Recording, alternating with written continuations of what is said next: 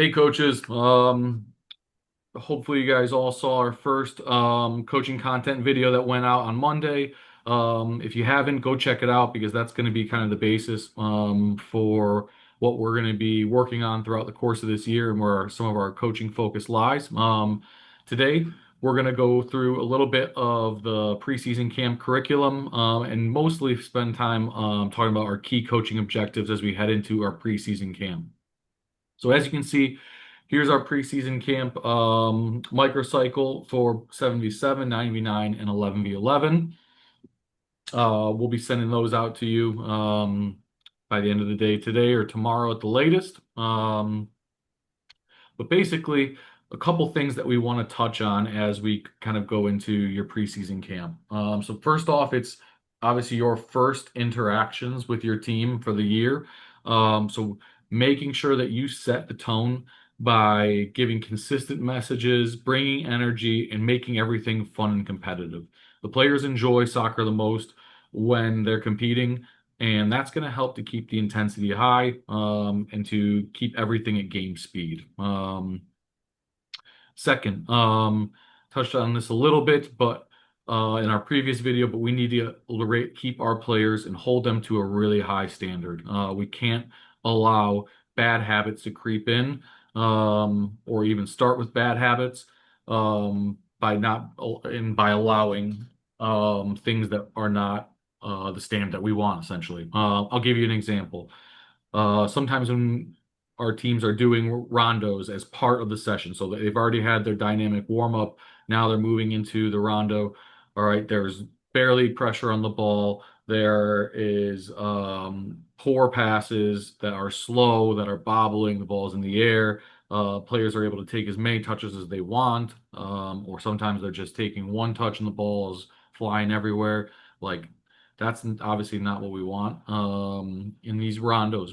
Like they serve a very specific purpose, and that is to start ingraining the habits that it takes to possess the ball effectively. So that's talking about receiving with the proper body shape, passing to the correct foot, passing with the right weight, keeping the ball on the ground. All right, all those things, movement off the ball to create good angles.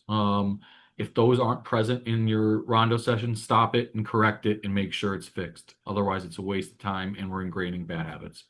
Um, so yeah, those two things to start with, Coach Brad. Yeah. Another thing, key coaching objective we want to do is just make sure they're active, right? Especially in the 1v1 and 2v1 activities. If you have a large group, make sure there's multiple setups. We want to keep them active and keep them going. The 7v7 activities are very 1v1 based. They are intense, quick transitions activities. We want to make sure that there's not super long lines and that everyone is getting ample reps to really build the skills. The reps are there to build confidence and comfort level with their ball in pressure situations. So let's make sure that we're giving them the proper amount of time to be exposed to that stuff.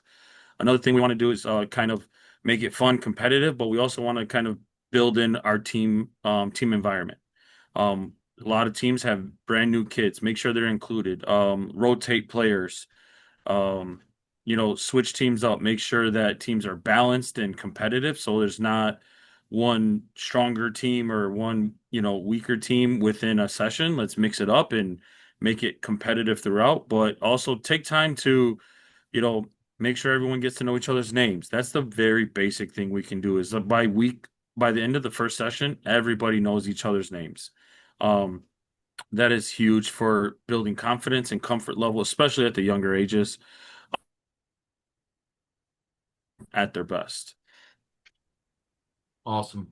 Some really good stuff there. So, last, just want to reiterate some of the key principles that we are looking for as we build our teams. We want players that are confident and brave on the ball.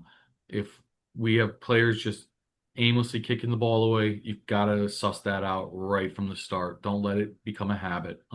Second, we want to be teams that value possession. Every pass, every dribble, every shot, there has to be some thought behind. All right. So help develop your players in that way. find unique ways to get them to understand that, whether it be asking guided questions, whether it be showing them some uh, quick little film before practice, or use an iPad and record during. Um, and then finally, we want players to make intelligent decisions, read the game. They've got to play with their head up. They've got to be scanning. These are all things that have to be present in every single session. All right. So hopefully this curriculum is going to be helpful and easy to follow. There's a link for each day. We're also going to put them all in a folder and share it with you and all your coaches so that everybody has got access to it and can easily access it during the preseason camp week. Thanks for watching, guys. Brad, anything to add? Nope. Just come out with a positive attitude and let's, start with good energy. This camp sets the tone for the entire season, the entire year, and especially going into the tournament. We want our teams flying high this week, upcoming weekend for our tournament. 100%. Thanks, guys.